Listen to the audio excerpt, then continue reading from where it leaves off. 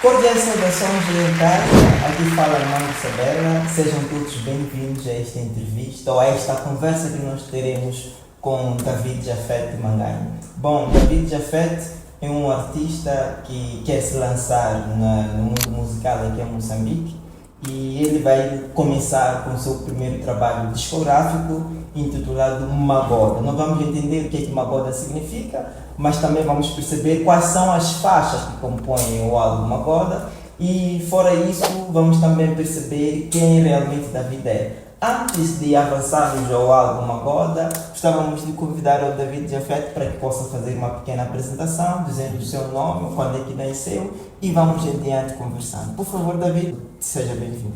Muito obrigado. É uma honra estar aqui, é uma honra ser entrevistado pelo ilustre Dr. Armando Sabela.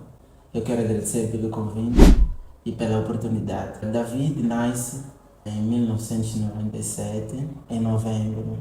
Nasce a partir de uma visão de David Makamo, um evangelista que já não está em vida, que descansa em paz, que preveu, portanto, o meu nascimento. E ele disse que nasceria um menino parecidíssimo com o seu pai, Jafet Manganho, porque eu sou filho de Jafet Manganho e Delfina Cristina.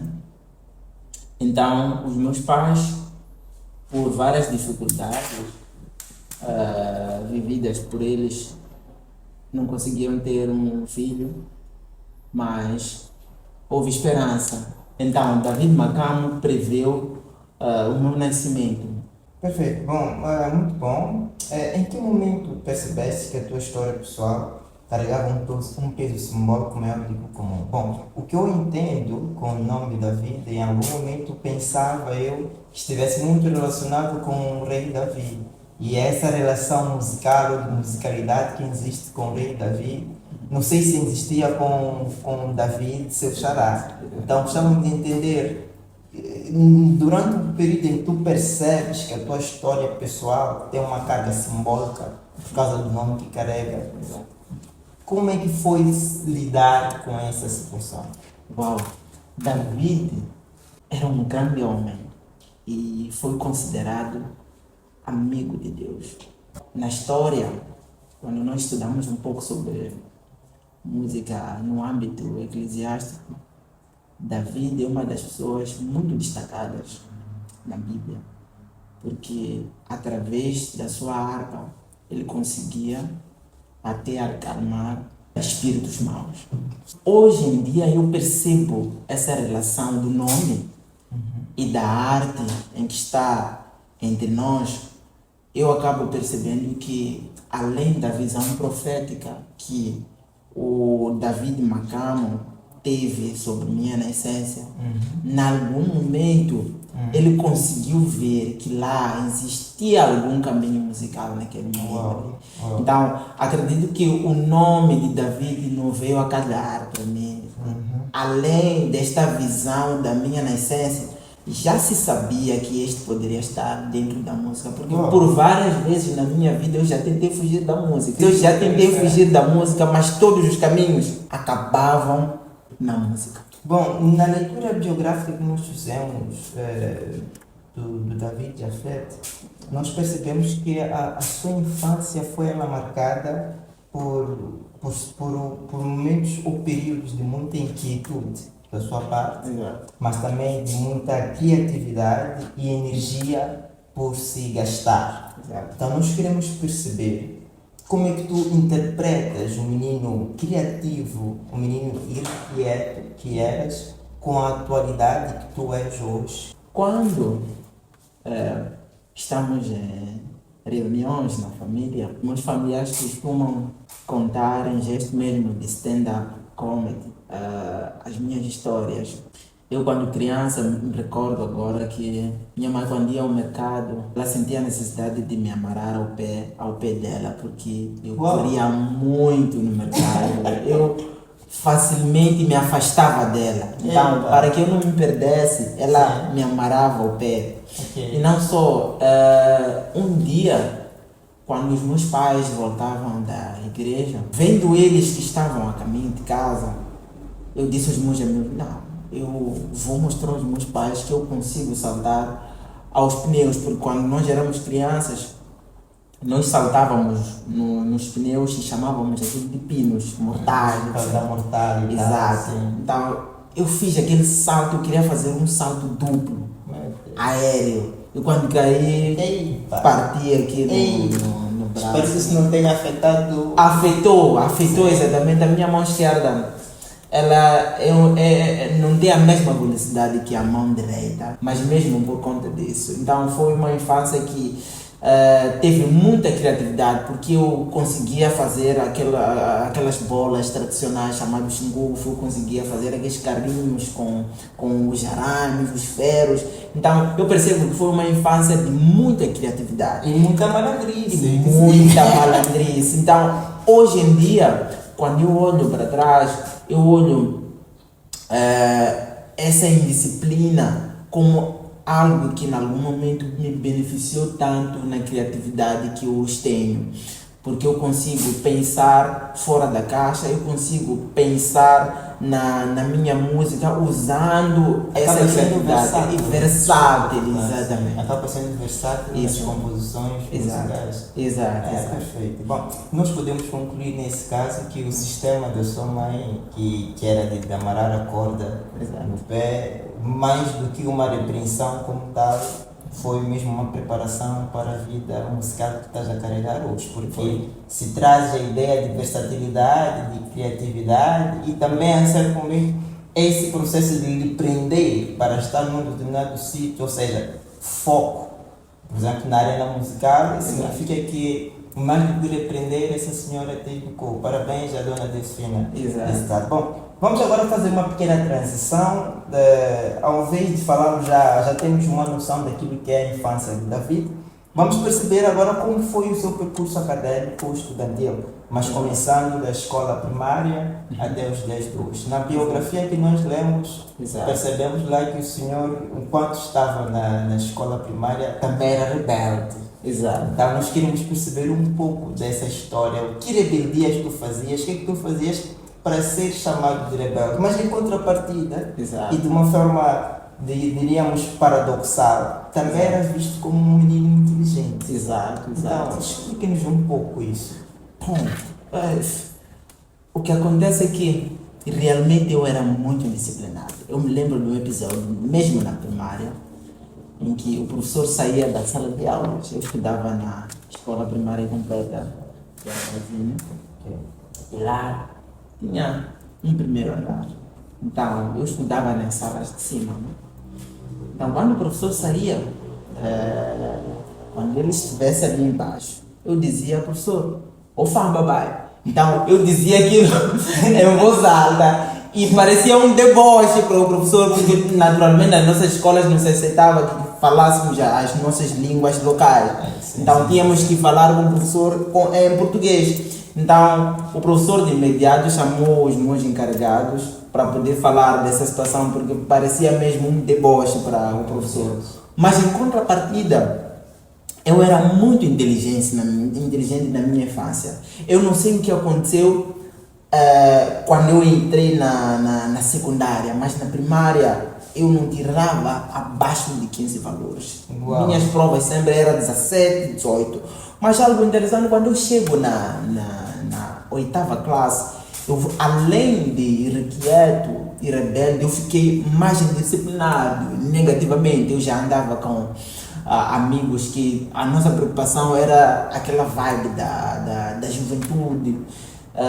Nós entrávamos na casa de banho do diretor da escola secundária João Quissano, simplesmente para olharmos no espelho ali e dizermos que somos os tais. Nós estamos a entrar na escola e ninguém pode fazer nada. Era a nossa vibe, aquela ali. Então o professor de história nos notou bastante e chumbou todo o nosso grupo. É aí que já começaram os problemas. Mas eu tive uma infância que me ensinou bastante como ser pessoa, como juntar essa parte de inteligência com criatividade. Me ajudou bastante para perceber isso. Em algum momento na sua explanação diz que era muito inteligente na escola primária, no ensino primário, o menino sabe o que terá acontecido no ensino secundário. E já agora, falando do ensino secundário, o que teria acontecido de facto após a repetição? Exato. Na 10ª classe, para que tu reprovasses a classe.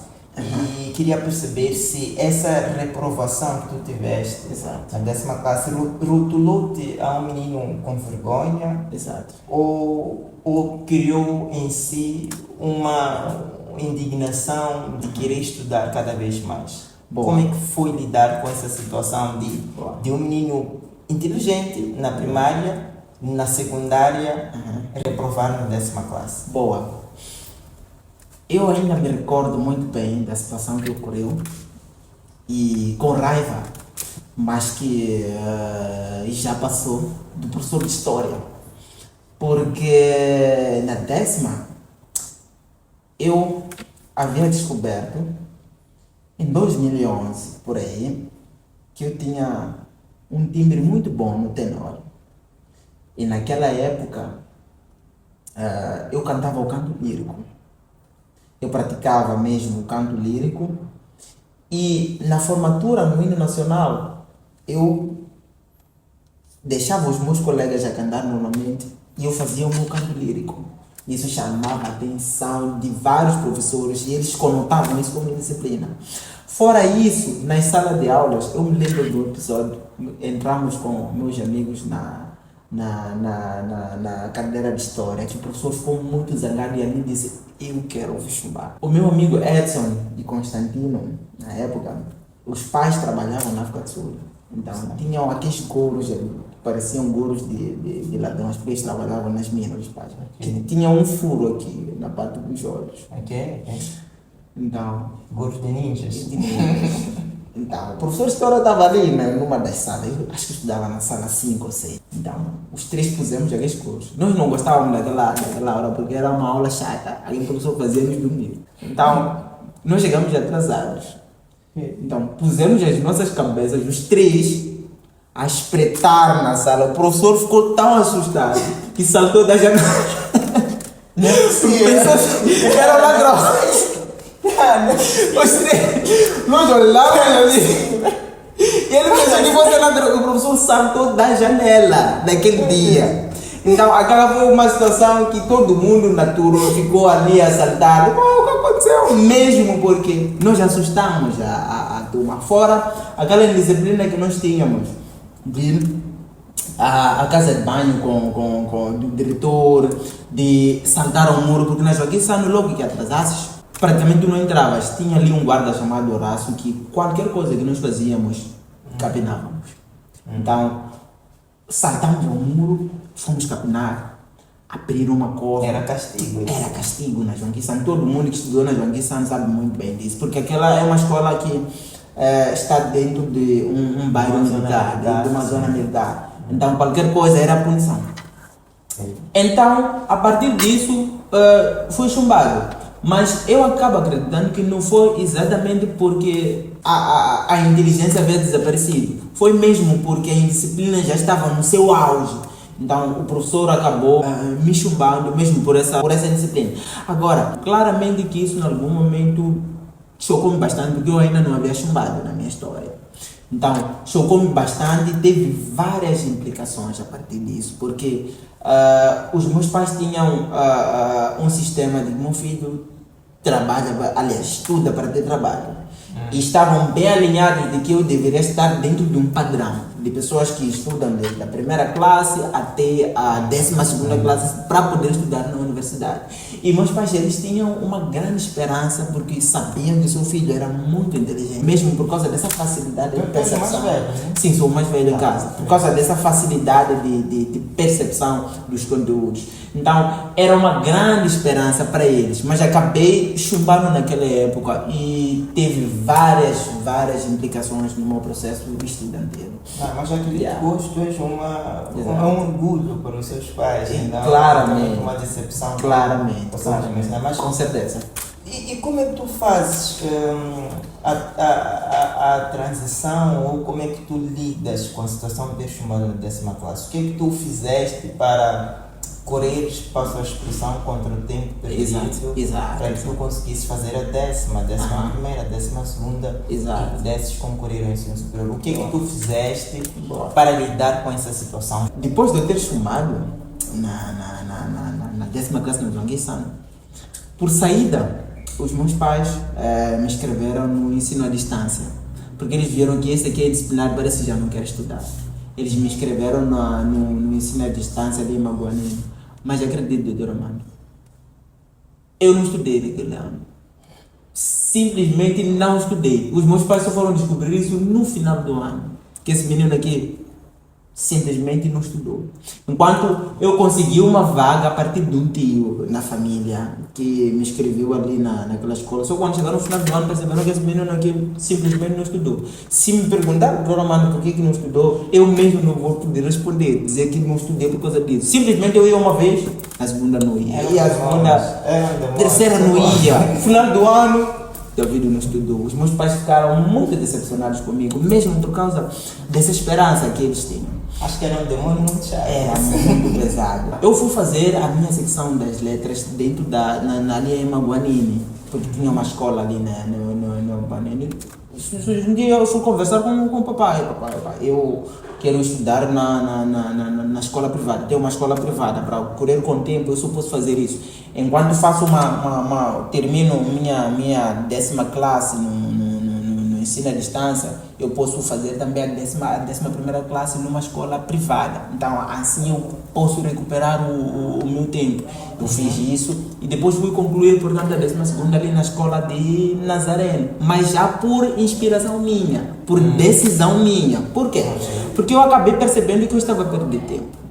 Segunda coisa, acabei percebendo que minhas irmãs estavam a ser influenciados por causa do meu comportamento. E eu acho que mesmo é inspiração, porque olha, por isso que os pais dizem que, olha, os filhos mais velhos, eles devem ser a inspiração para os filhos mais novos. Por isso, os meus pais, por exemplo, eles sempre pegaram mais pesado comigo, porque eu fui o mais velho, para que eu pudesse ser o espelho das minhas irmãs. Mas logo que consegui me reconectar, as coisas voltaram ao normal e hoje em dia a minha irmã mais pequena, ela consegue mesmo, porque ela tem um carinho enorme por mim e me olha mesmo como um espelho. E ela já está conseguindo mesmo lidar, um exemplo a seguir, ela já está conseguindo mesmo finalizar com a parte acadêmica dela e é maravilhoso assim. Eu acho que foi a partir disso que os meus pais conseguiram mesmo trazer a esperança. Mas no momento em que eles trazem a esperança, eu concorro para a universidade, na UEM.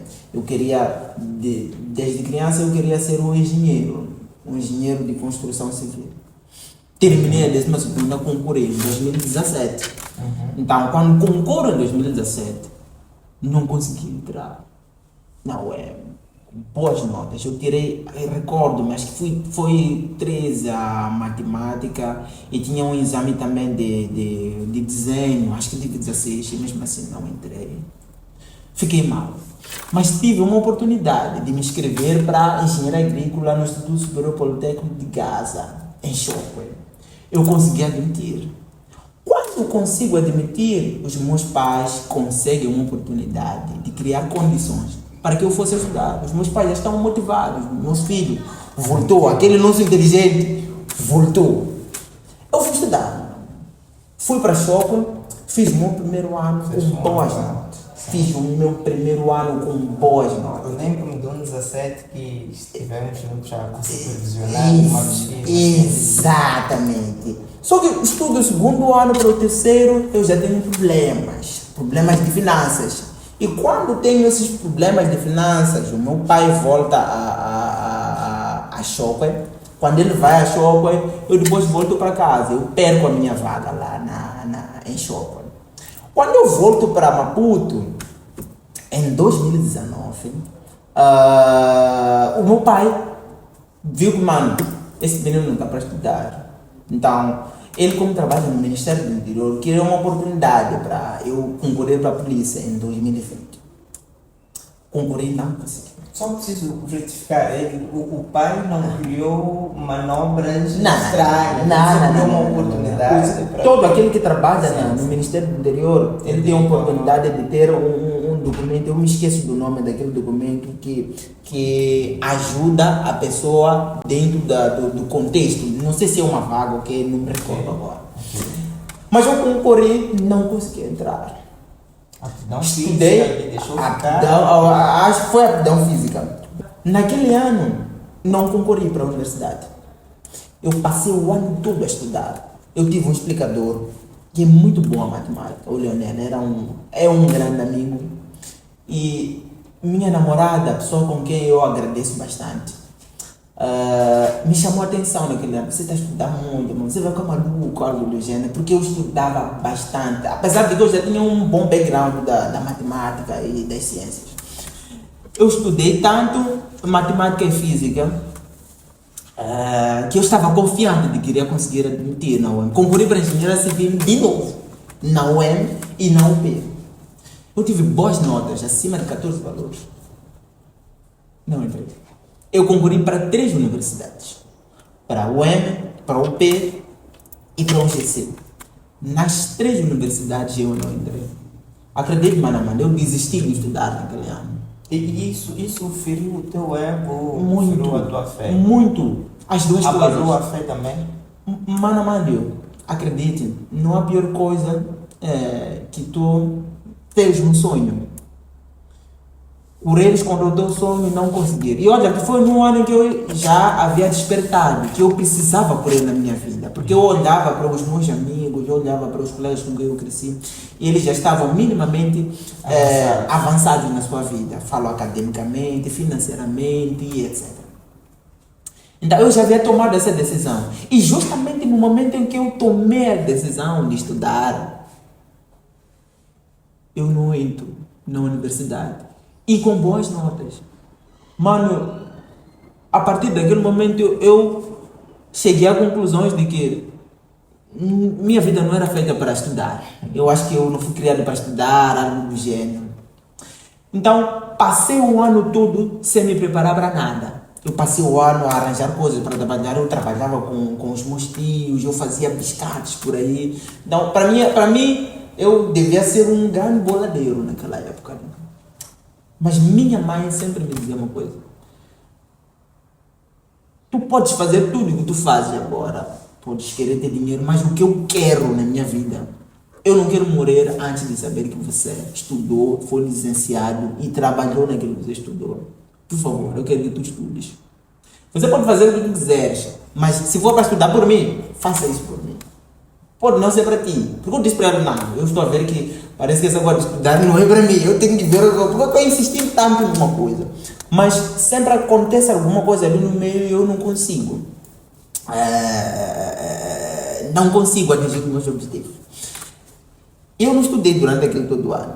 Só que eu me recordo que no final de 2016, depois de terminar a segunda, eu falei para o meu pai: eu quero concorrer para o curso de música. O pai não respondeu, mas só a semblante dele já dava para perceber que, olha, ele não gostou da ideia, porque já tínhamos uma conversa antes que deu a entender a ele, mesmo para minha mãe, que música não dá dinheiro. Okay. Então, meu filho, por favor, nós queremos que tu entres num curso que você vai trabalhar e vai ter emprego. Porque a concepção dos nossos pais é essa, de que a única forma de tu teres dinheiro é estudar, trabalhar e ter dinheiro. Há sempre um padrão. E esse padrão que meus pais queriam. Tudo bem. Eles querem para o trabalho ter dinheiro, então eu vou trabalhar. A escola não dá certo. Não estudei. Só que há uma pessoa que entrou justamente naquele período que eu estava mesmo a desistir de tudo. Que é minha namorada. Eu olho hoje em dia para minha namorada, não mesmo nos olhos de paixão, de amor, tipo, eu amo ela, tipo, e amo de verdade. Mas acima de tudo, ela apareceu como um anjo que disse, mano, você está aqui, mas por que você está aí? Você pode chegar para um sítio. Naquele ano eu não estudei, mano, não estudei nada. Só que ela disse, mas tu és tão bom naquilo que tu fazes. Por que tu não concorres na música? Eu disse, eu já tentei concorrer para a música há muito tempo.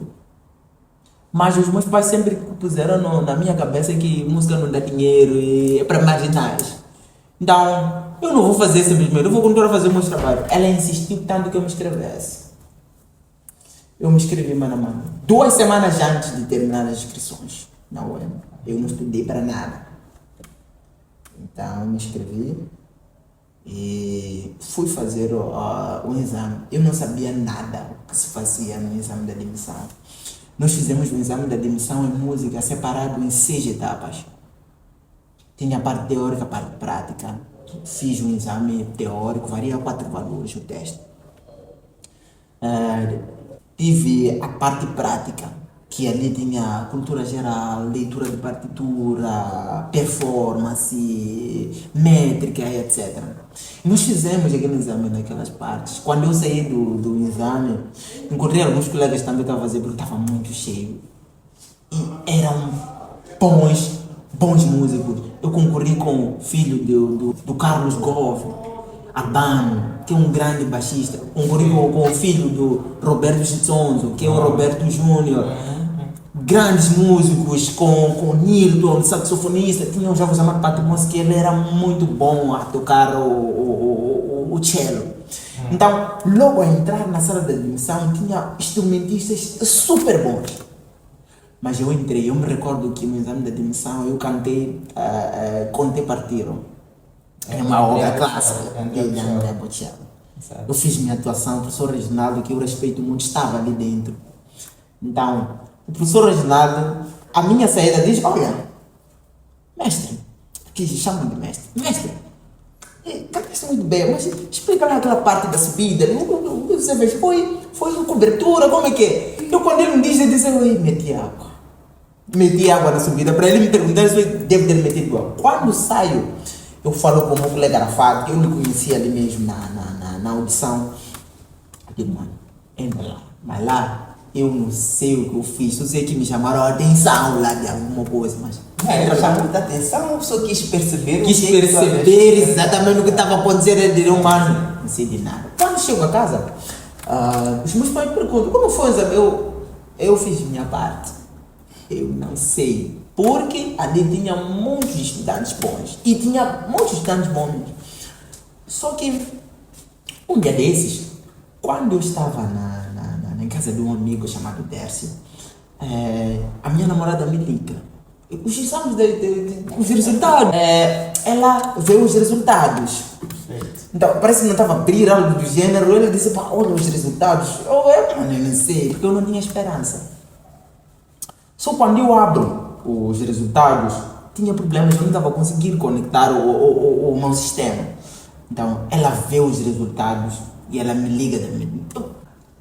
Mano, quando ela me liga, ela diz, admitiste. Uau. Como é que eu admiti? Eu não estudei nada. Quando olha a nota, são 17,2 valores. E foi uma alegria, e tanto porque eu estava a renascer. Aquela esperança de estudar estava a renascer. E olha que eu não olho os estudos da mesma forma que eu olhava antigamente. Eu olhava para os estudos mediante aquilo que me falavam antigamente. Meu filho, você tem que estudar para trabalhar. Mas quando eu entrei à ECA, eu não olhei isso dessa forma. Eu olhei que eu tenho que estudar para ser muito bom no trabalho que eu faço. Porque o mercado precisa de músicos bem preparados e conseguir fazer isso. Perfeito. É uma história muito interessante, muito profunda, muito forte e inspiradora também. Bom, já que agora estamos a entrar noutra área, ou noutro cenário, ou num outro assunto ou bloco, podemos assim considerar, acho que seria de bom tom que nos apresentasse um número musical. Porque até o objetivo dessa entrevista, mais do que conhecer a sua vida, a sua caminhada até aqui, o seu percurso, é também fazer uma pequena promoção do seu novo álbum ou do seu primeiro álbum agora, que depois em seguida vamos explicar o que é que significa, porque já estamos para entrar na arena musical. Pode-nos apresentar um dos números, por favor? Boa. Só para dar um bocado de break aí, beber uma água aí, a pessoa que está aí em casa, está a assistir.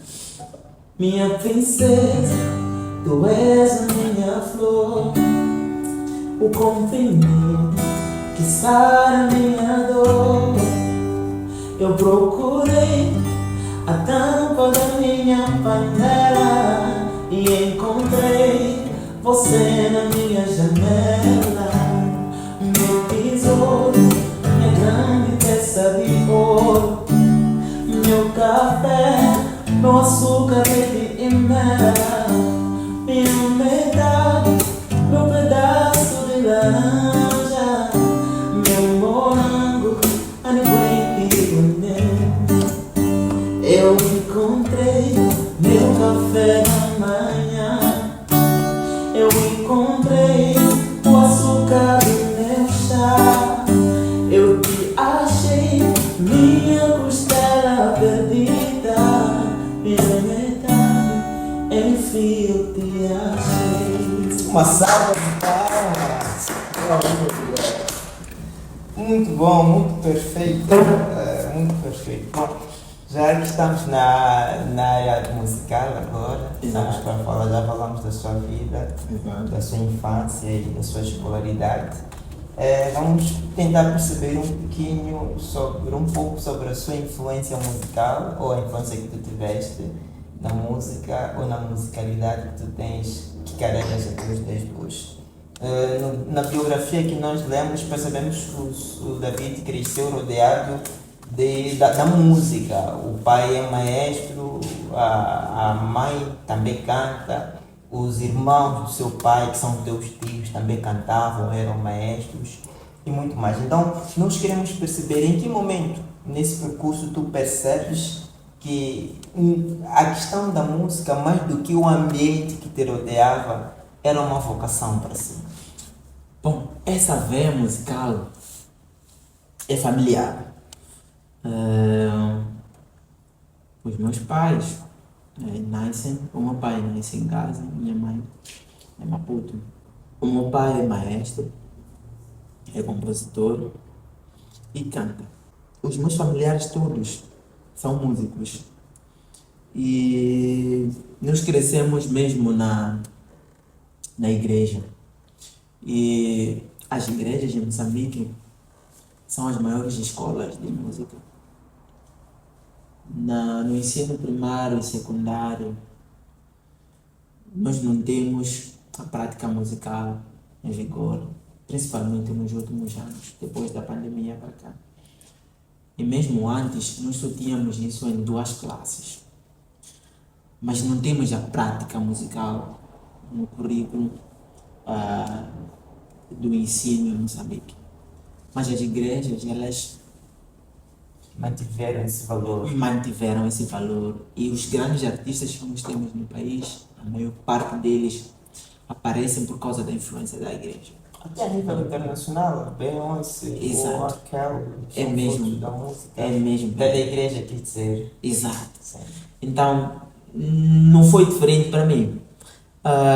Os meus pais cresceram na igreja e acabaram desenvolvendo essa arte musical na igreja. Então, eu acabo tendo essa veia porque desde criança eu cresci ouvindo esses cânticos. De tanto gostar de música, o meu pai, ele viajou para a Espanha a trabalho e ele volta com um teclado. Ele gosta muito de tocar. Ele aprendeu lá a tocar o instrumento de teclado. Ele ainda toca. Sim, ainda toca. E quando volta a Maputo, com os meus 7 anos, em 2004, isso eu me recordo, ele me ensinou a mexer um bocadinho o teclado. Então eu comecei a aprender, e olha que a primeira música que eu aprendi foi Música Tequisa África, com notas. Então depois disso, eu comecei a ganhar gosto pelo instrumento. Nós tínhamos aquele teclado em casa, meio espatifado, mas ele estava ali. E eu sentava na varanda em casa a praticar as minhas coisinhas. Só quando o tempo foi passando, o teclado se estragou. Só que existia lá um primo muito querido meu, chamado Carlos Mabunda. Então, em casa deles, tinha um teclado.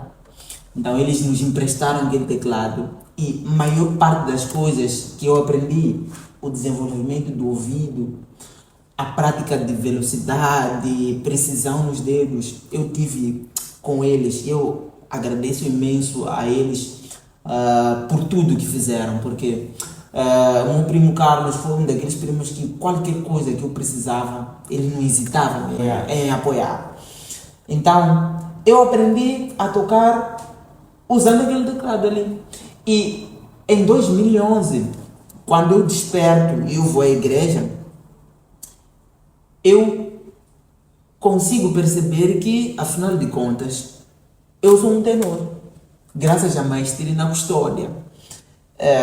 Ela me colocou a cantar, tinha oficialização da juventude na minha igreja. Então eu fazia tenor juntamente com o irmão Laurentino, com Joaquim, com Amando Isabela, que eu tenho a oportunidade de ser entrevistado com ele agora. Então, que eram grandes tenores. Eu entrei naquela onda e pratiquei esse tenor junto aos melhores. Então, eu acabei percebendo que eu estava dentro do mundo musical a partir dessas grandes influências. Perfeito. Perceber que eras tenor, a mana toda, a maestrina toda, ao identificar-te como terrorista, isso em ti criou uma nova identidade ou te fez descobrir quem tu eras? Criou uma nova identidade porque eu já assumia que era instrumentista. Okay. Que a minha função era de tocar. E não de cantar. E não de cantar. Tipo, cantar era para os meus irmãos, porque eles cresceram cantando.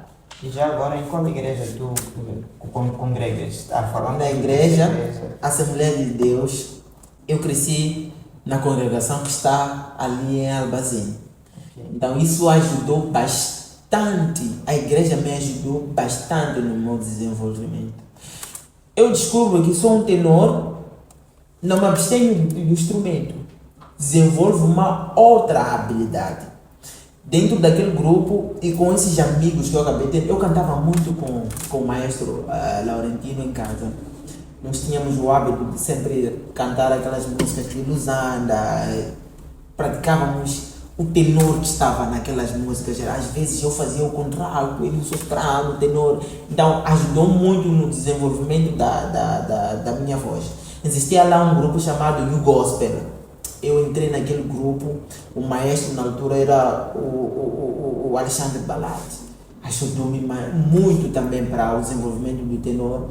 Entrei também num grupo de casa, que chamávamos de Voz da Filadélfia.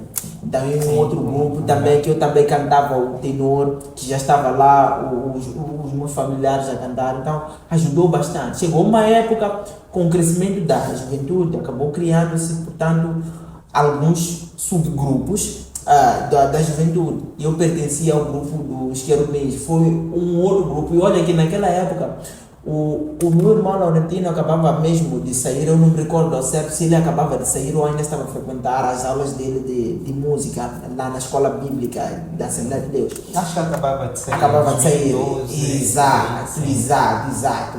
Então, porque o grupo estava ali em casa, eu entrei no grupo e comecei a cantar ali, porque minha paixão ali era, eu sou tenor, e comecei a cantar. Só que desperta esse gosto por dirigir as pessoas. E olha, o meu primeiro grupo que eu parei em frente para dirigir com o maestro foi o Querubins.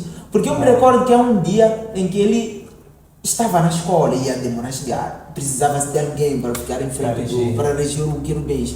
Então ele fala comigo, vai lá dirigir o grupo. Mas como? Eu sou músico, como que eu vou fazer essas coisas? Ah, vai lá. Eu fui lá e dirigi o grupo. Então despertou aquela... Eu acho que consigo dirigir as pessoas. Então, além de cantar e tocar, que eu já fazia. Foi mais por ousadia. Exatamente. Foi mesmo por ousadia, porque eu não tinha o desejo de ser maestro. Para mim, eu já estava satisfeito. No meu instrumento, eu me tinha como instrumentista, não como músico. Corrijo-me, foi uma necessidade, Exato. mas também ousada. Exato. Foi uma necessidade ousada Exato. de teres que assumir esse papel de mestre. Mas nessa época, 2012, 2013, também sofres alguma influência do tenor, acho que é o tenor lírico. Exato. Ou diria eu, se calhar, o que se canta lá nas Europas. Eu lembro-me de Solomio, Exato. interpretavas muito bem a música de Solomio, de Pavarotti, exato. E a Andrea Bocelli. Exato. Lembro-me que uma vez, ao voltarmos dos ensaios, Exato. interpretou muito bem a canção de Do Conte Partida.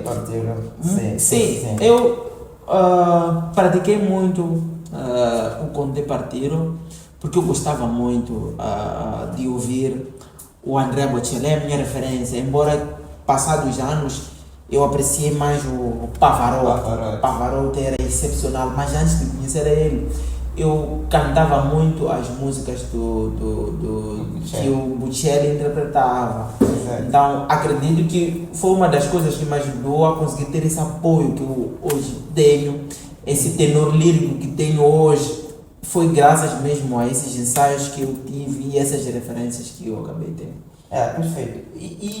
Durante esse período ousado, de ousadia, de seres maestro, sem nenhuma formação, o que é que tu aprendeste que hoje carregas sem a formação? Porque há aquilo que nós aprendemos na escola, Sim. mas há aquilo que nós aprendemos pela experiência. Sim.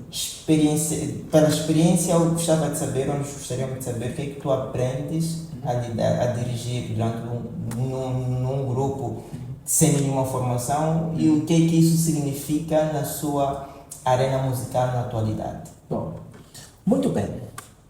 Uma das coisas que eu agradeço mesmo aos locais em que eu cresci é o ouvido.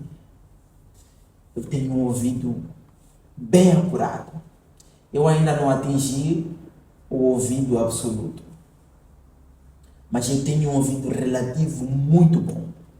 Porque quando nós tocamos na igreja, as pessoas facilmente trocam de tonalidade, porque as músicas estão em várias chaves. E nas igrejas, nas nossas igrejas, as músicas não estão pautadas, as músicas não estão escritas e as músicas não são cantadas na mesma tonalidade todos os dias. Então, essa troca de tonalidades, essa troca de harmonias e melodias me ajudou muito eu a ter um ouvido bem apurado. Então, a experiência de eu ter crescido em ambientes que se cantava sempre, em ambientes que se desenvolvia a música sempre, me ajudou a ter uma facilidade de inserção em vários campos da música, mesmo por conta dessa experiência. Olha que eu já andei em vários grupos corais, já andei em várias igrejas, já andei em fóruns diferentes que praticavam músicas. E esses todos os lugares praticavam a música de formas diferentes e me ajudou muito a desenvolver esse meu ouvido. A sua versatilidade. A minha versatilidade, a minha musicalidade melhorou bastante por conta desses caminhos todos que eu andei. Do seu ponto de vista de composição lírica e melódica, assim como também me explica ou nos explique se essa composição é mais uma carga estética da beleza da composição melódica e lírica ou uma carga espiritual. Boa. A minha primeira composição foi Sal da Terra e eu entendo o sentido dessa música hoje. No passado eu não entendia. Por que eu compus essa música? Eu tive um convite para participar de um grupo chamado Coral Star Voice. Tive um convite de meus amigos Lionel e João. Eles convidaram-me porque percebiam que eu já estava dentro da área da música na igreja e eles tinham déficit de maestros e de composições na altura. Então me chamaram para lá, para coral. Se eu não tenho de trazer um tema. Eu me recordo que aquele tema escrevi em casa de um amigo meu na altura, o Xoxó. Então estávamos ali, estávamos a almoçar. Eu disse, hoje eu vou para o Starbucks, mas eu tenho que ter uma música. Me empresta um caderninho e uma caneta.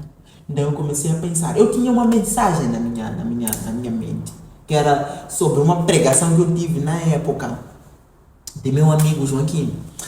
Porque calhou naquele ano, eu estava para batizar no mesmo ano. Então eu participava dos estudos para o meu batismo.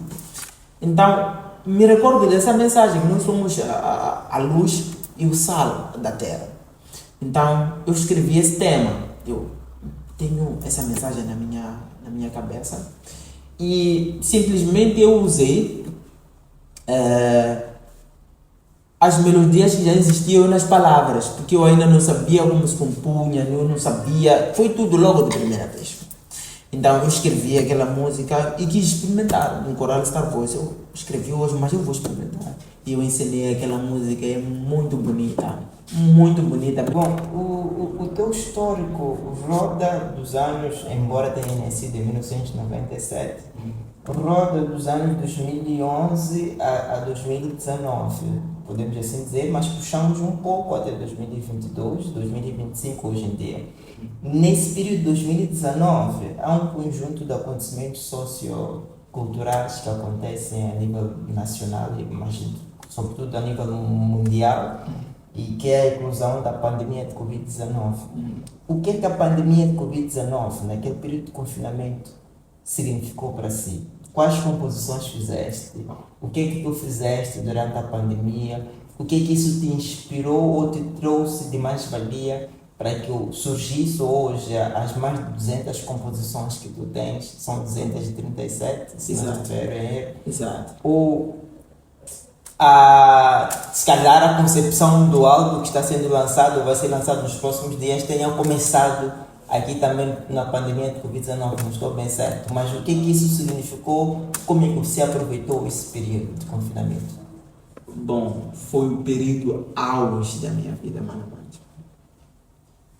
Foi o período auge da minha vida porque desenvolvi essa arte de composição exatamente naquela época. Porque nós estávamos confinados e eu não fazia muito naquela época. E eu não estava a estudar.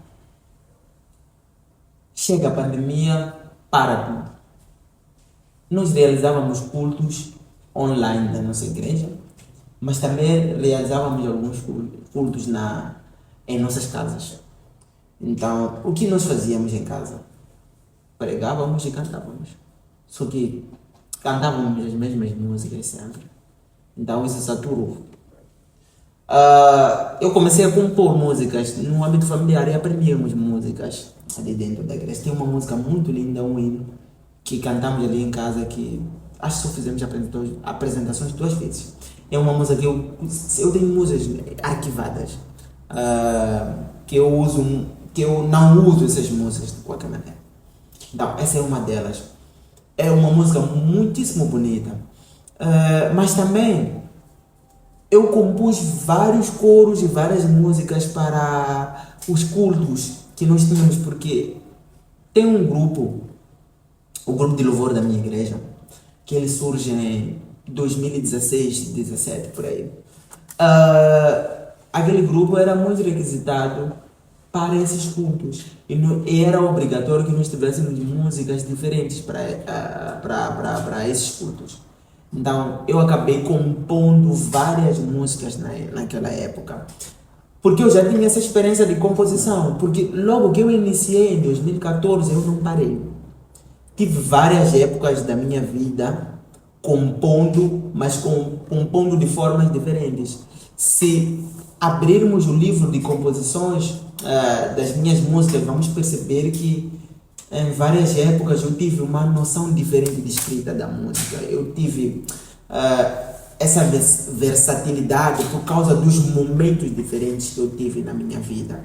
Há músicas de fé, há músicas de esperança, músicas de alegria, há músicas de dor, há músicas de paixão e de amor que existem dentro dos meus livros, que refletem um bocadinho a minha história de vida. Então, a minha composição teve o auge dentro da pandemia, porque nós estávamos confinados e, acima de tudo, acabei desenvolvendo, porque eu tinha muito tempo para fazer muita coisa, então desenvolvi a partir disso.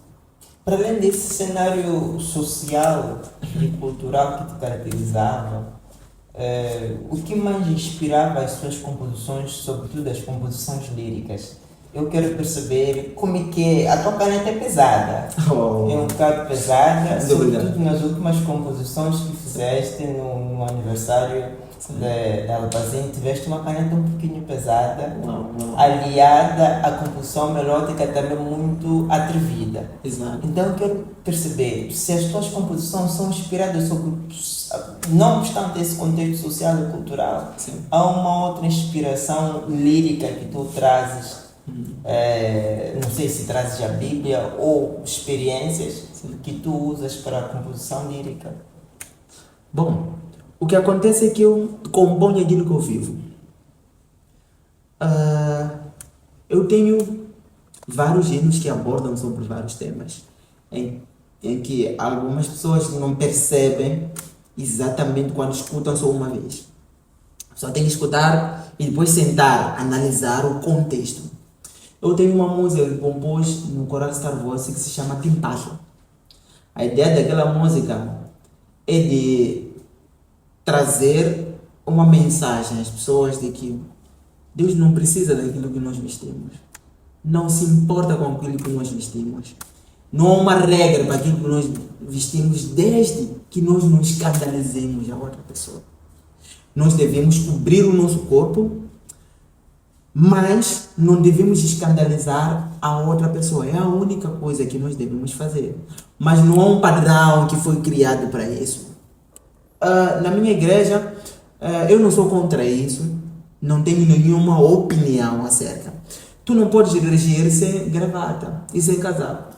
Mas há contexto que é normal. Por exemplo, eu aprendi na escola que tu podes reger claramente, desde que tu estejas no contexto do assunto que tu estás a tratar. Tu podes reger sem usar gravata.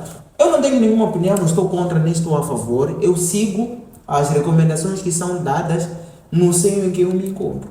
Então, para dizer que eu componho aquilo que eu vivo, eu tenho uma canção chamada Mal, que aborda sobre essa questão de, parece que é um tabu quando se fala sobre dinheiros na igreja, quando se aborda sobre as igrejas que levam muito tempo pensando mais em dinheiro e outra coisa. No último aniversário, eu trouxe uma dinâmica diferente, porque o que eu queria trazer? Há um coro que eu escrevo logo de imediato, na primeira música, quando me deram o momento do oi-oi. O momento do oi-oi é um momento muito vibrante. E normalmente dá-se a pessoas com um bocadinho de criatividade. Porque tem que demonstrar a criatividade, a receber exatamente os visitantes. Exato.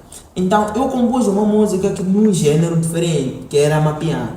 Só eu coloquei ali um track que estava ali. E as pessoas não perceberam que aquilo ali era um track, pensaram que era uma música gravada no estúdio. Mas a ideia era juntar essa questão africana e um bocadinho do contemporâneo. Levar um estilo meu contemporâneo que estava a pegar em África na altura, porque os jovens, muitos deles, eles acabam perdendo noites e perdendo dias, dançando e celebrando com o amapiano.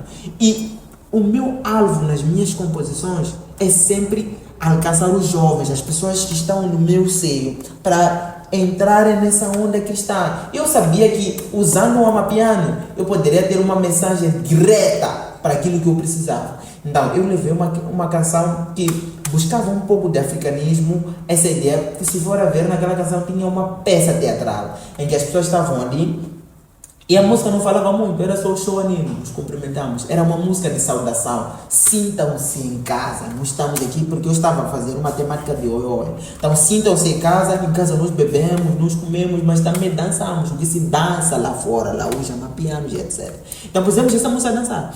Só que na segunda música, eu juntei essa questão de contemporaneidade, mas com cultura africana. Eu trouxe langa-langa, eu trouxe lá o cadoda que estava a bater na altura, e trouxe lá dançarinos para fazer trajados porque as danças em África não é somente a dança e o ritmo, está ligada também à indumentária, à época, está ligada a ritos de iniciação. Então nós tínhamos que trazer essa temática no nosso aniversário. Além de trazer essa questão musical, eu juntei a dança e a parte musical, o que se calhar alguns não perceberam que a ideia era porque em África e no mundo a dança não está, ou seja, a música não está desassociada da dança.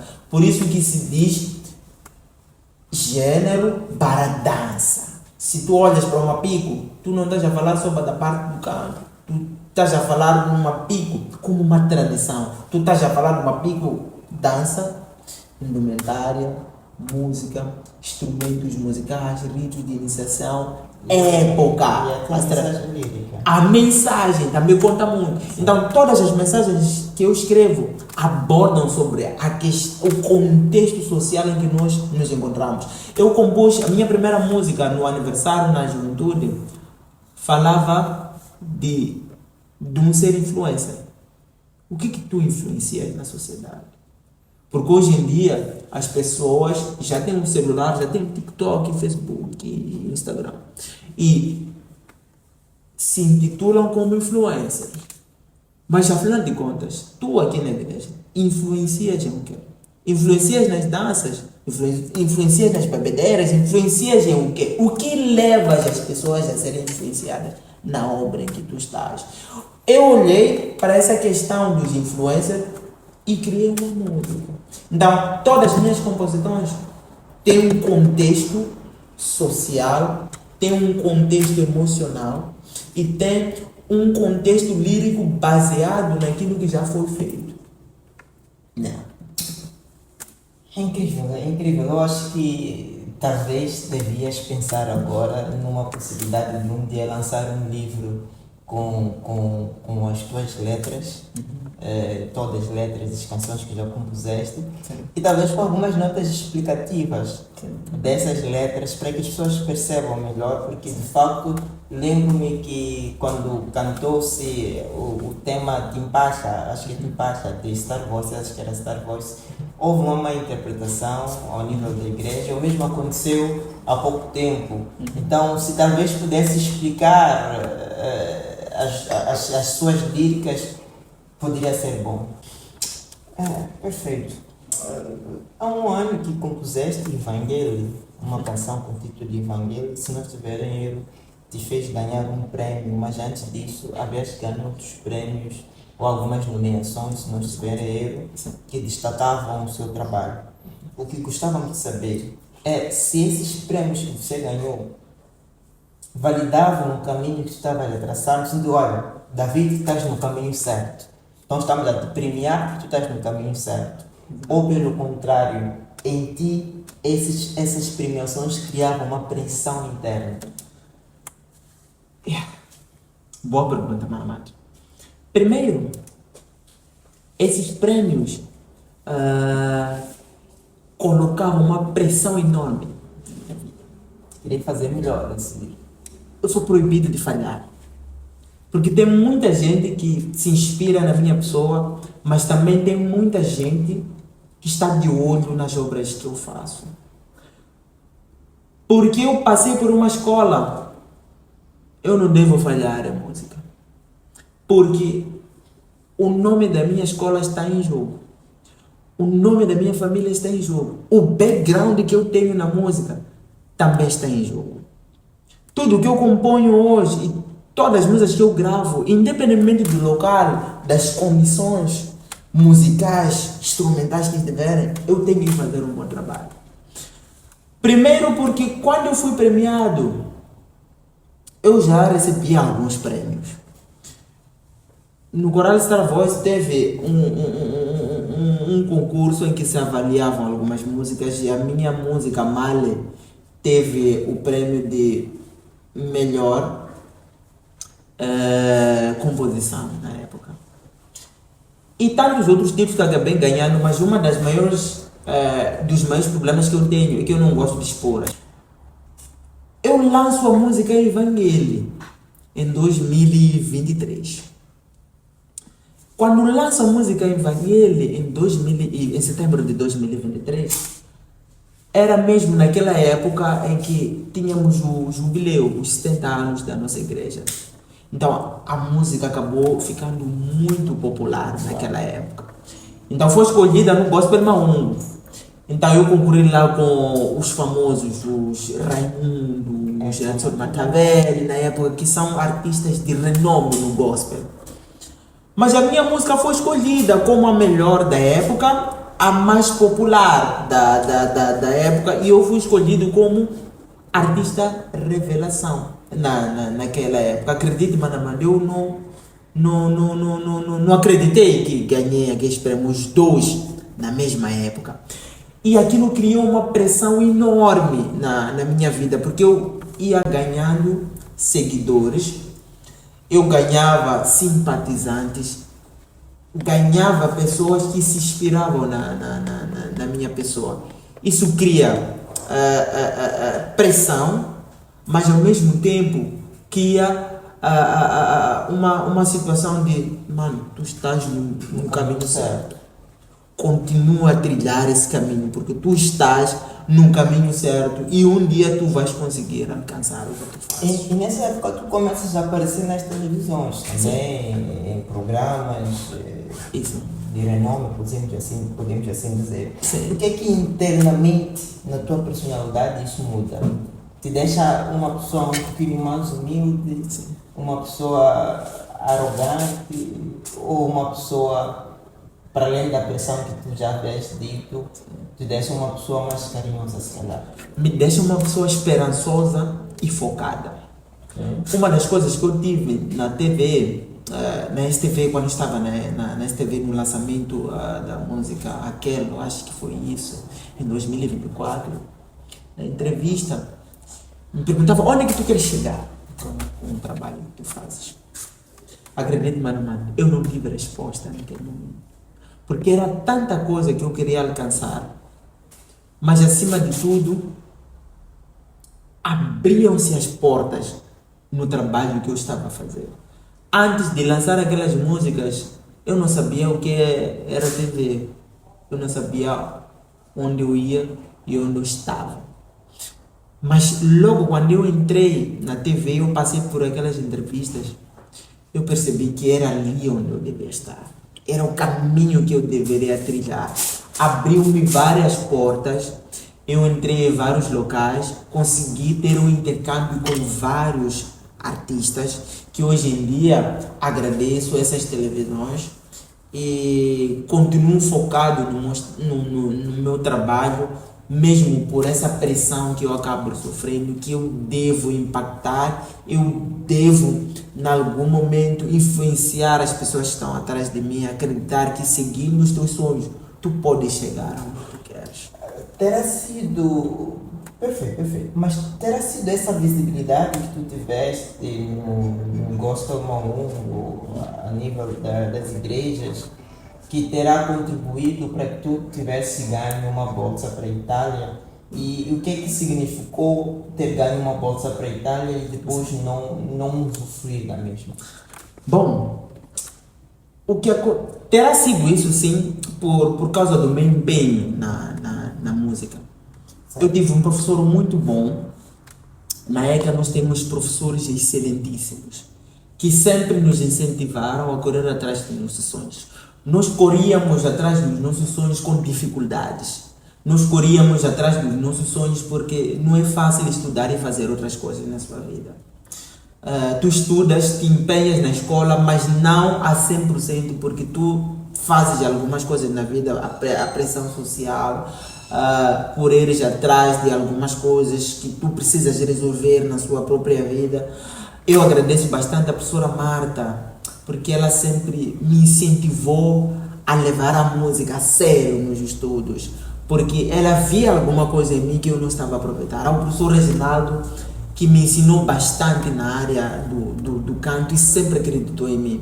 Ao professor Mauro, que deu o meu nome para que eu pudesse ter a bolsa em 2024 para a Itália, no início do ano de 2024. E eu tive essa oportunidade. Quando ele entrega o meu nome, a professora Delícia, precisavam passar isso ao professor Damiano, que estava lá no encargo na Itália. Só que quando a professora Delícia recebe a resposta, ela diz que as salas estavam totalmente ocupadas. Ou seja, já não tinha mais espaço de integrar novos estudantes para a área de canto, naturalmente. Porque eu estava na expectativa de desenvolver novas habilidades, porque eu gosto muito de fazer o canto lírico. Eu estava na expectativa de ir desenvolver novas habilidades lá, e eu não tive essa oportunidade. Mas eu acredito que o tempo ainda não havia chegado. Se calhar, em algum momento eu terei essa oportunidade de fazer isso, mas o que contribuiu bastante foi por causa do meu potencial musical e foi por causa mesmo desse intercâmbio que eu tive com os professores que me deram as aulas na época.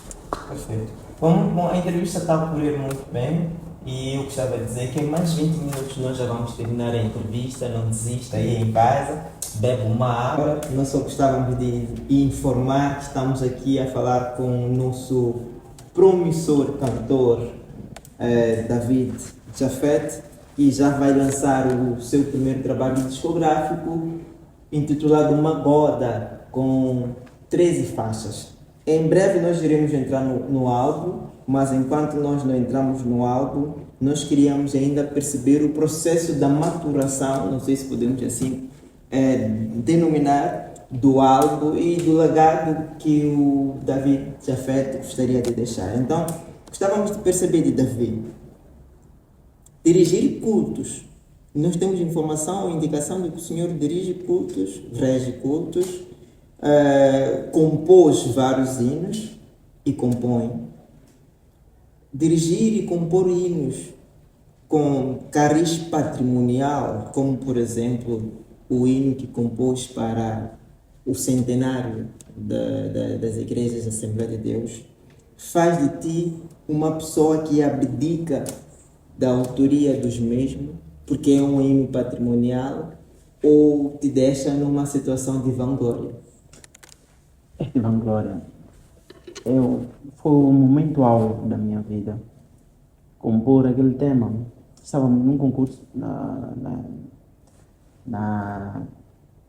na igreja e eles queriam um tema que fosse um tema oficial da Assembleia de Deus, porque temos várias músicas na Assembleia de Deus, mas não temos nenhuma música registrada como música oficial da igreja.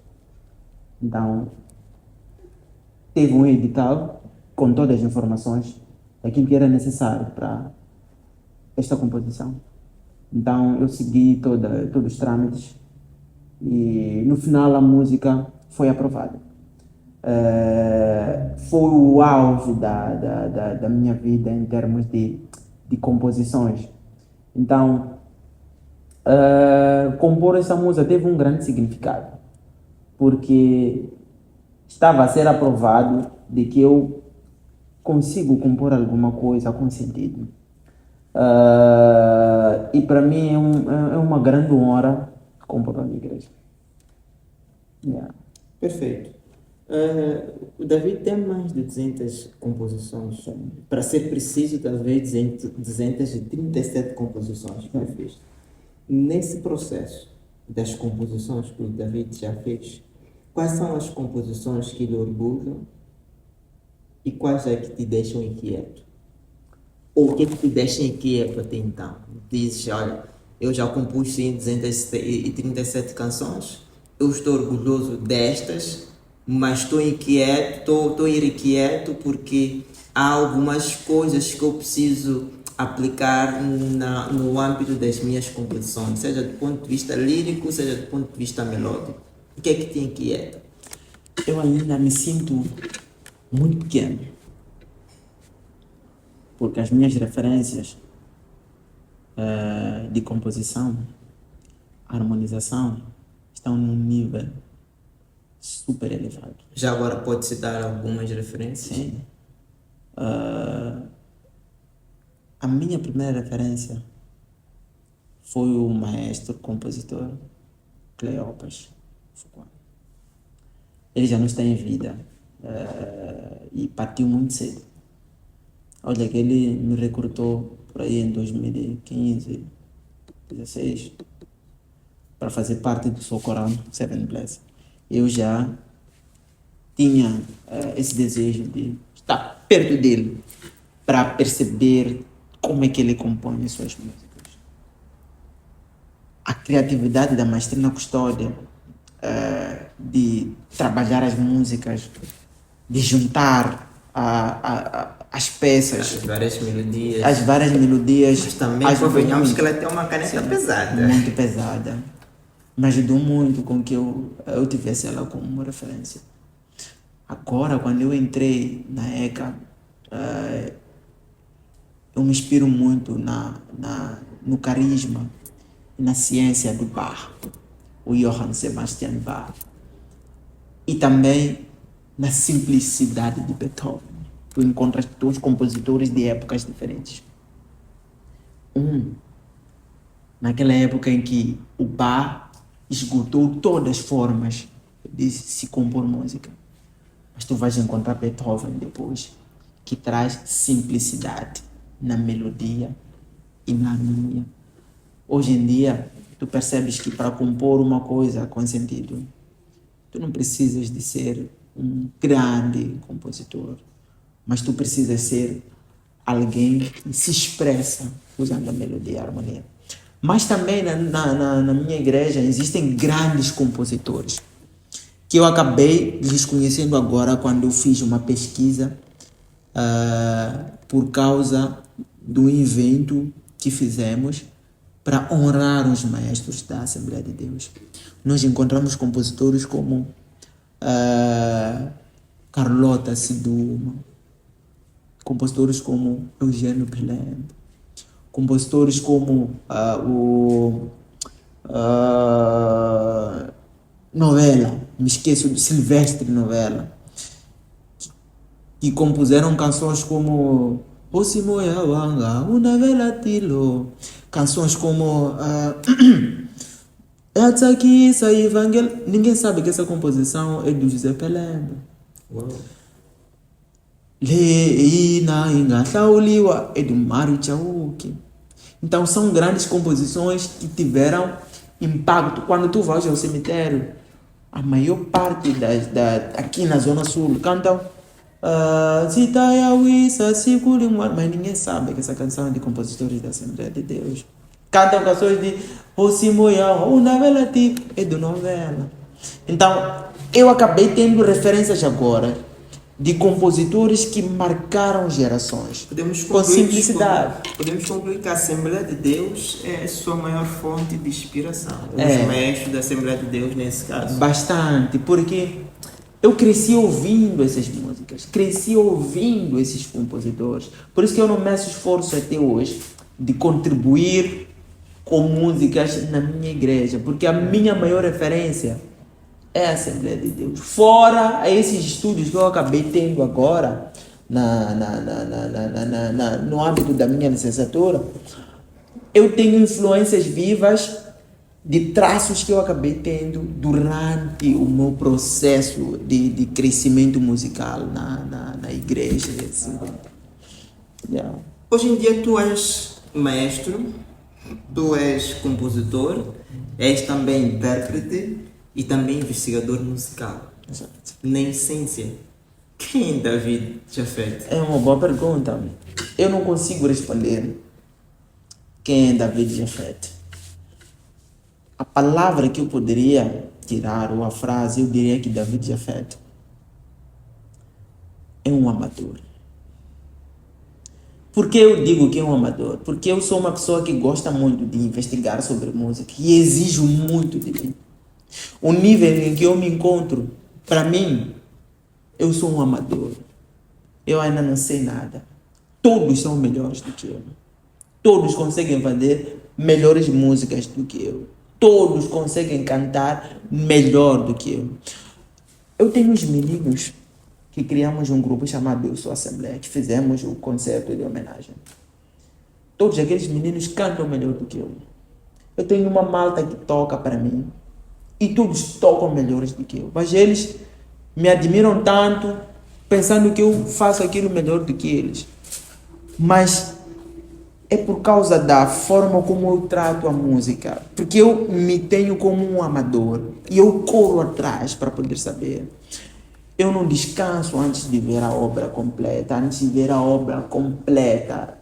Olhando as composições que eu fiz esse ano para a juventude, mesmo para o meu álbum, eu fiz essas composições do nada. Aquela composição que eu fiz para a Tafula da juventude, eu fiz no dia em que eu ia dar ensaios, durante o caminho. A maior parte das minhas composições eu fiz no banheiro, na casa de banho. Porque é lá onde eu encontrava um momento de paz sozinho. A maior parte das músicas que eu compus para a igreja, fiz na estrada, caminhando para o ensaio. Foram composições espontâneas. Talvez para significar que as canções devem levar a igreja a caminhar para Jesus. Exato. Os hinos, a maior parte dos hinos que eu compus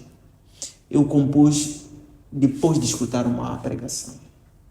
Eu escutei a pregação, resumi a pregação, e quando cheguei em casa fiz a música, por causa de alguns conteúdos que eu percebi lá. E a maior parte das músicas que eu tenho, que eu considero hits, apareceram na madrugada, depois de um sono. Porque durante o dia eu penso sobre uma mensagem, sobre alguma passagem, eu vivo alguns momentos e eu durmo. Então, durante a madrugada, eu não sei se eu recordo daquela situação, mas aparece já em forma de melodia. Então, eu me defino como um amador na música, como alguém que perspectiva chegar a algum lugar, mas ainda está no nada. Não sei. Perfeito. Então, em breve nós vamos entrar no álbum. Nós queremos saber o que significa Magoda e por que Magoda. Mas antes, David nos explique como foi compor. O David nos disse aqui que fez parte de vários grupos musicais e um dos grupos que fez parte e juntos comungamos foi o grupo Paracleto. Eu gostava de perceber, a nível do Paracleto, como foi compor Luei Ajalaka.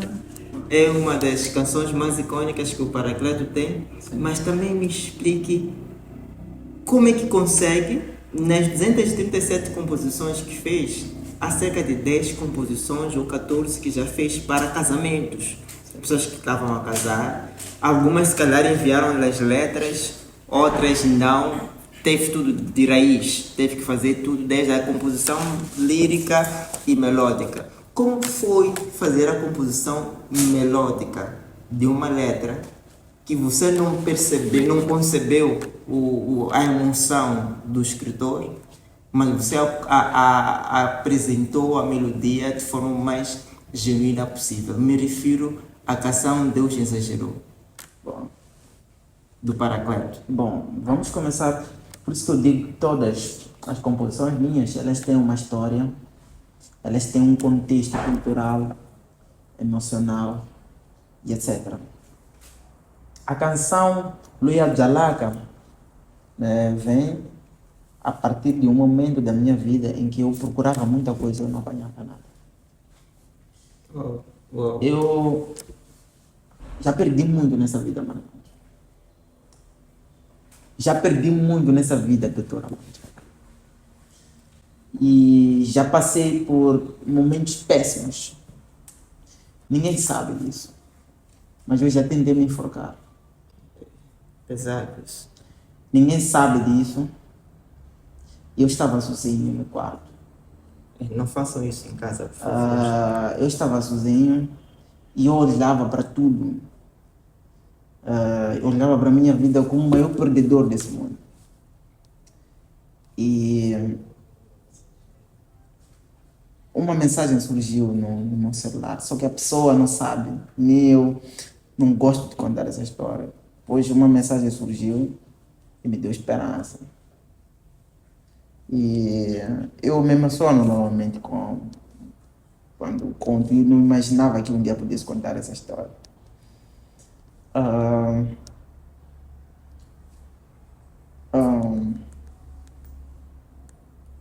sim, contando a música. Então, quando eu estava nas minhas composições, principalmente para o Paracleto, eu sempre compus músicas que eram emocionantes. Tem uma música chamada Nsiskuvalil Shinene, tem uma outra mensagem aquela música. Mas voltando para o Lué Abzalaka, eu estava num momento em que eu perdi muita coisa, mas eu recordei de uma palavra que minha avó sempre me disse. Há relatos de história dos meus familiares que usava-se muito as tradições africanas, curanderismo, etc. E há alguns que usavam os meus familiares. Alguns ficavam bem sucedidos ou não, mas a minha avó sempre me disse uma coisa. Nunca pense na tua vida, mesmo se tu estiveres em momentos piores da tua vida. Não entre nesse mundo, porque até você pode conseguir ter boas coisas, sucesso, mas aquilo não vai te valer em nada. Então, nunca entres nessa vida. Então eu compus aquilo ali. Tem uma outra música também que eu compus no mesmo contexto. Que era Nzi Fihla. Que eu dizia: Fihla mbilu ya mina, akuva ninga lahla kutsemba ka mina. Porque eu percebi, eu tinha amigos e pessoas que do nada... Só para quem não sabe, esconda o meu coração, guarda o meu coração para que eu não perca a fé. Exato. Eu tinha amigos que estavam no nada, mas em pouco tempo se meteram em coisas e ficaram sucedidos. Então, quando isso aconteceu, eu estava para fazer o que eu queria fazer. Me veio essa música. E eu escrevi Luya Dzalaka, Unimela Mihanzu, Lei Nene, Neleobia. Porque quando tu estás à procura de alguma coisa, tu podes escolher duas coisas. Tu podes ter sucesso, mas ao mesmo tempo tu podes ter um fracasso. E eu tive vários fracassos. Inúmeros fracassos. Mas naquele dia eu entendi que eu devia dizer às pessoas que, olha, tu podes ter dois caminhos.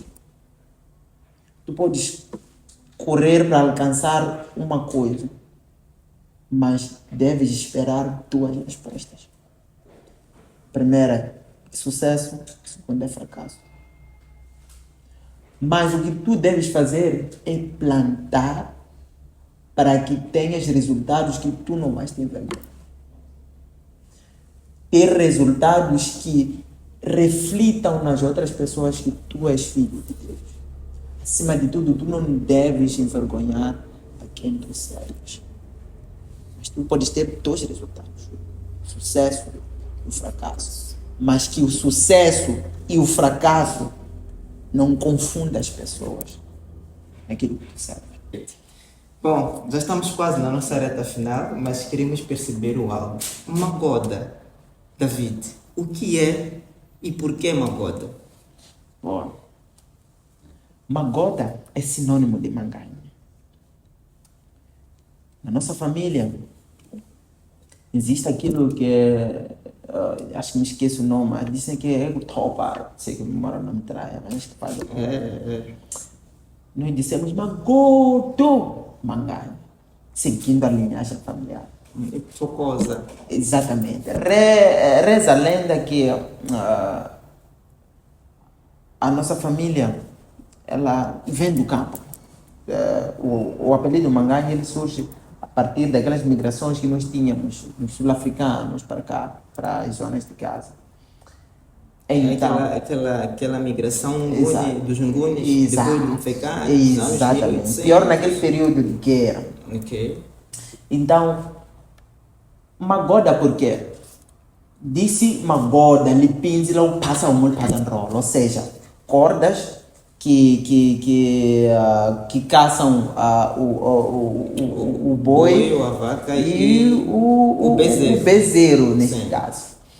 Então, é Magoda porque eu quis trazer a minha essência. Aliás, é novilho, na verdade. Sim. Eu quis trazer a essência. Quem sou eu? De onde é que David vem? Onde é que David está? Para onde é que David vai? Então, eu quis trazer uma narrativa no meu álbum. Quando as pessoas escutarem o álbum, hão de perceber uma sequência cronológica e sequenciada dos momentos da minha vida. E da versatilidade que o David tem. Nós temos vários gêneros musicais, nós temos vários contos no nosso álbum. Então, Magoda, por causa mesmo da origem e do sentido da palavra Magoda na minha vida, que é esse sentido que eu acabo ancorando o significado da corda, que é de amarrar, mas também no sentido criativo que a minha família acaba tendo, no sentido dessa versatilidade, no sentido musical e no sentido de contar uma história de um pequeno menino que vem do nada, mas que está a trilhar um caminho na música, fazendo aquilo que ele gosta e está no mundo em que ele sempre almeja estar. Perfeito. Eu a pensar que é Magoda porque nos amarraram a algo e nós ficamos aí amarrados Deus ao queira, algo. Deus queira. Estamos aí agarrados assim, Exato. ancorados assim, quis dizer. Mas me diga, o álbum Magoda representa o início, a síntese ou a libertação de David como um artista? A libertação de David. Não diria início porque Já vinha compondo já e vinha fazendo a música compondo, já antes. vinha gravando as músicas, mas a libertação, porque eu passei um período a investigar sobre música, sobre a situação musical do nosso país, sobre os gêneros que eu devia fazer e sobre David como pessoa. Afinal, quem eu sou na música? Eu não sabia disso. Quem eu era? David é instrumentista, David é cantor, David é compositor. Afinal de contas, quem é o David? E ainda não tenho a resposta dessa questão. Por isso que acabei fazendo essa composição de músicas, agrupando elas num sítio e fazer um álbum para trazer a minha identidade. Quem eu sou. É por isso que no álbum há muita tradição. A maior parte das músicas, independente do gênero, há sempre alguma coisa que remete a pessoa a voltar à tradição. Porque isso é essa naturalidade que eu quero trazer no álbum. E qual é o preço mais alto que tu tiveste que pagar para chegar à concepção deste álbum? O preço mais alto, falamos Sim, em valores. seja, não exatamente em questões monetárias, mas refiro-me em questões de presença, talvez, na família, em questões sociais e simbólicas. O que é que você teve que abdicar para que pudesse se dedicar à música? É uma situação triste. As perguntas são feitas para mim hoje, são perguntas que são muito íntimas. Em primeiro lugar é a minha família. Eu já participei em várias conversas com o meu pai por causa do distanciamento social que eu tenho com os meus familiares, em que ele fala sobre a necessidade de eu estar presente em casa. Há momentos que os meus pais precisam de ter uma conversa comigo, precisam de ter uma convivência comigo, não me encontram, mas porque eu saio para cuidar de assuntos inteiramente ligados com a música. Doutor, eu não faço mais nada na minha vida nesses últimos anos, fora a música. Eu ando atrás de assuntos que estão inteiramente ligados com a música. E quem sofre são os meus familiares, porque não me encontram.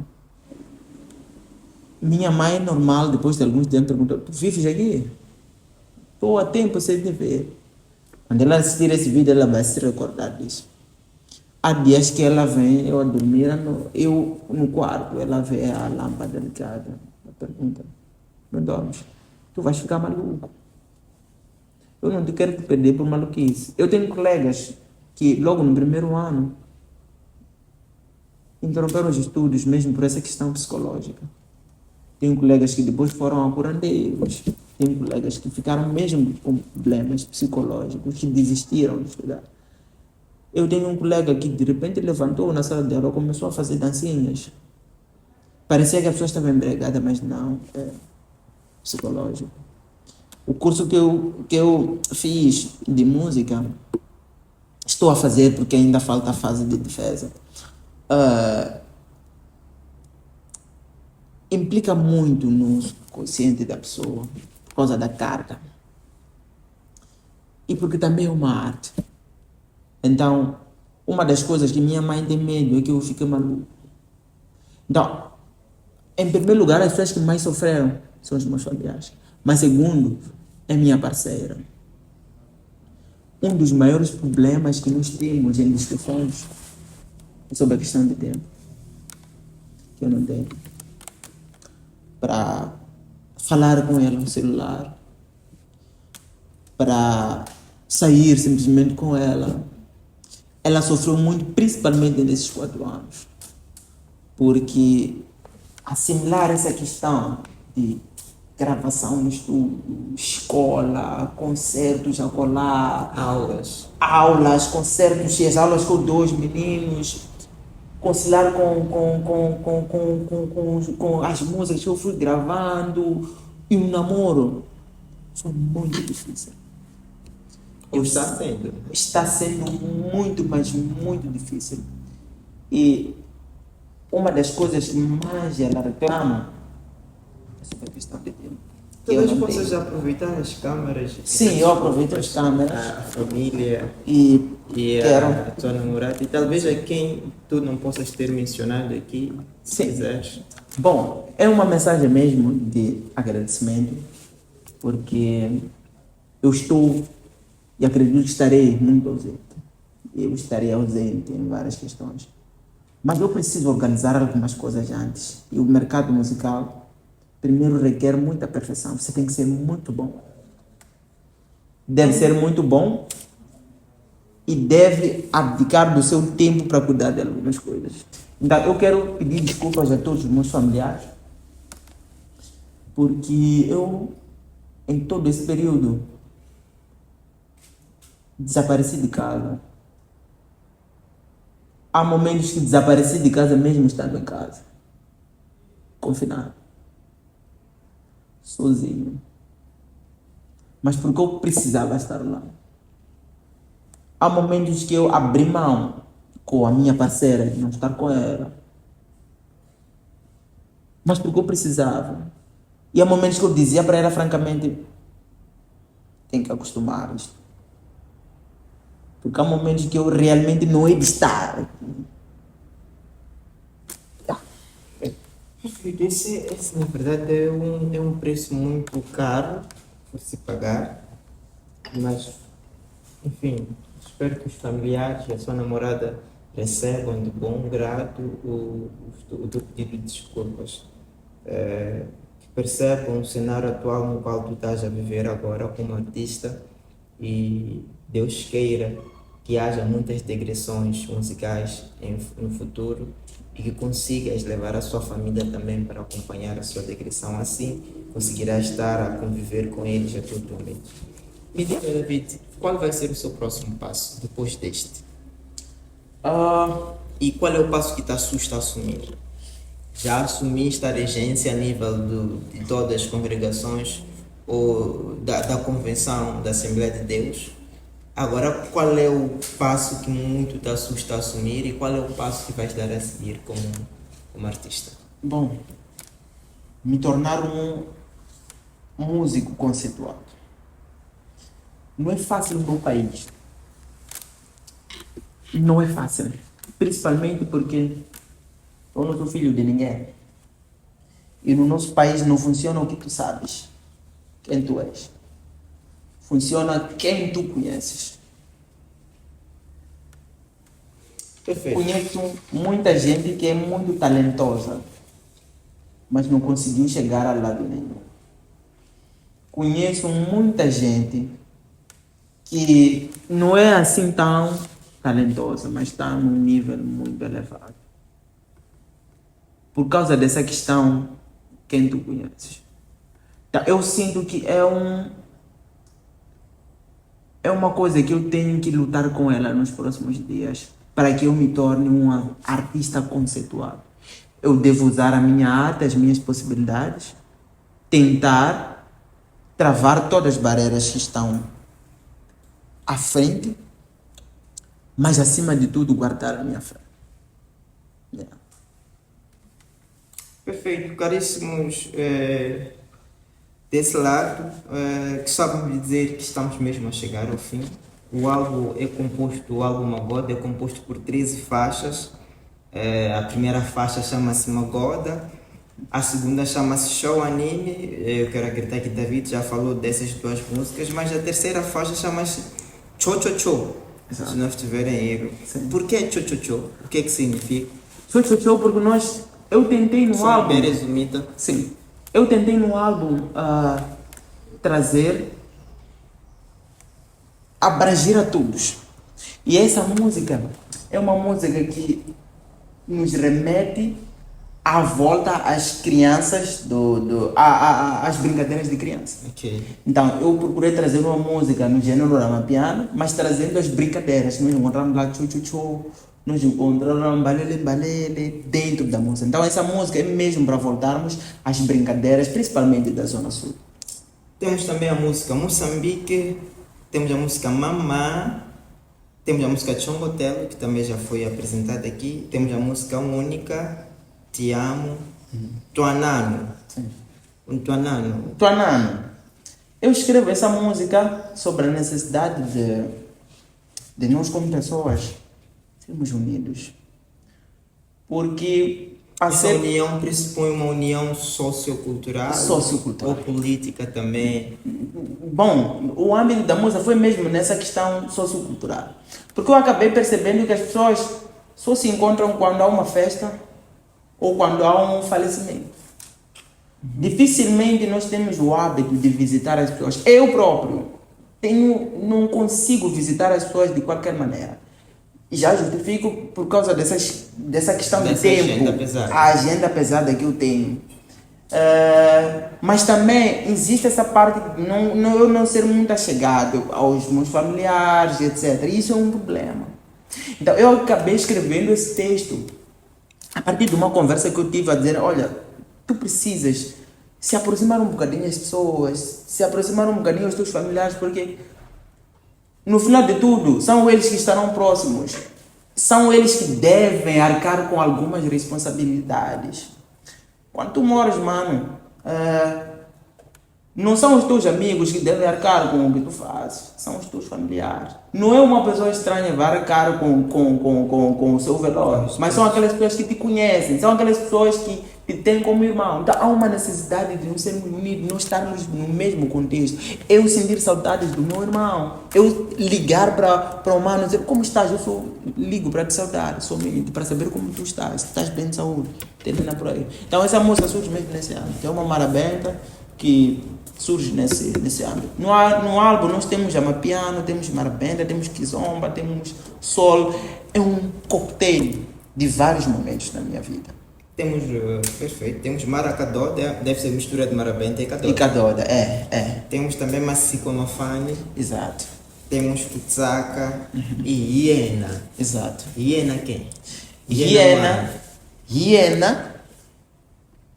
Mutumbulisco Enquaço. Deus. Criador. O Criador. Perfeito.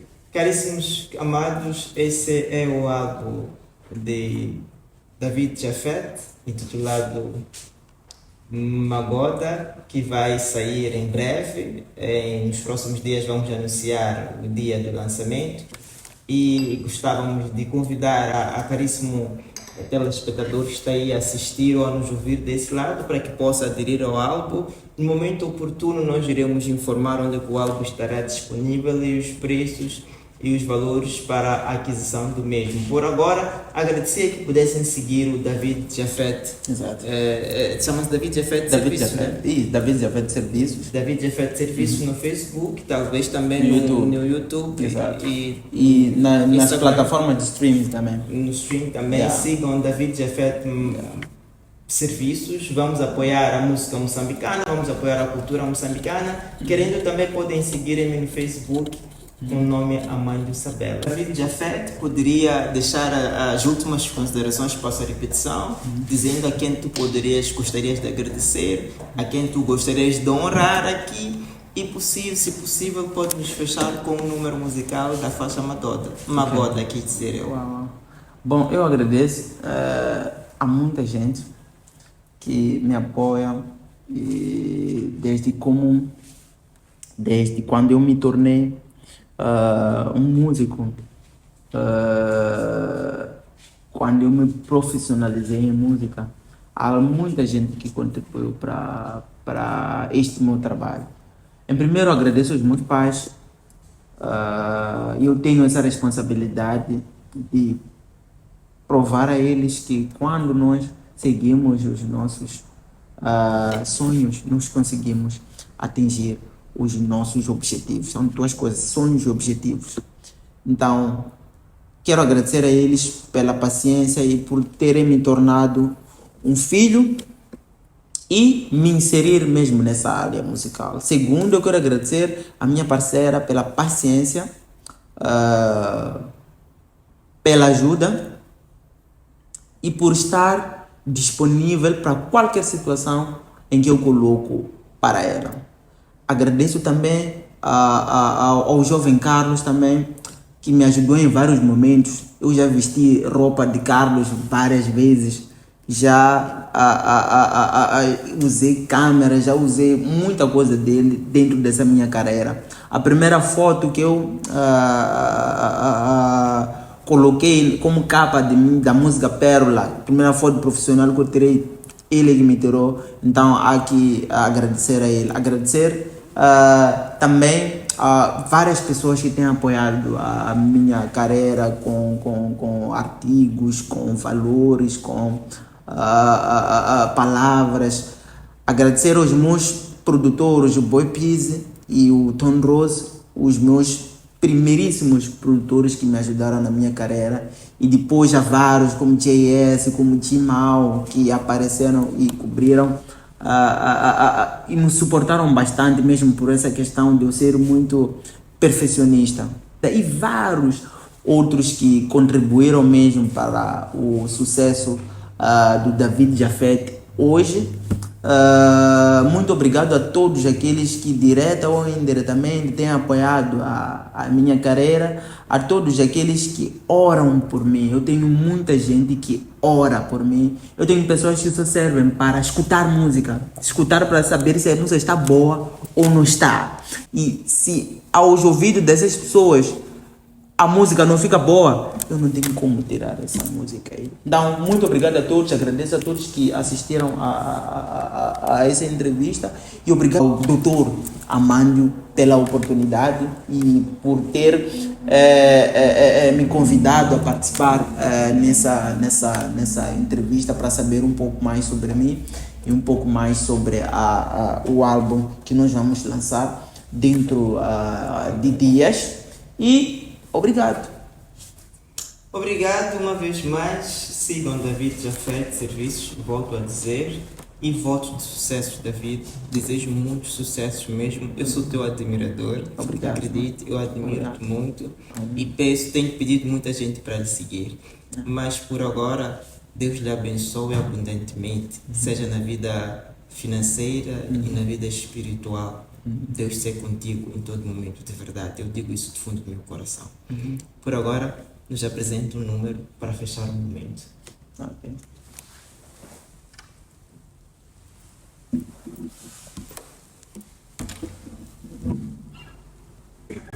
Orientar posso decir se bom pra cá.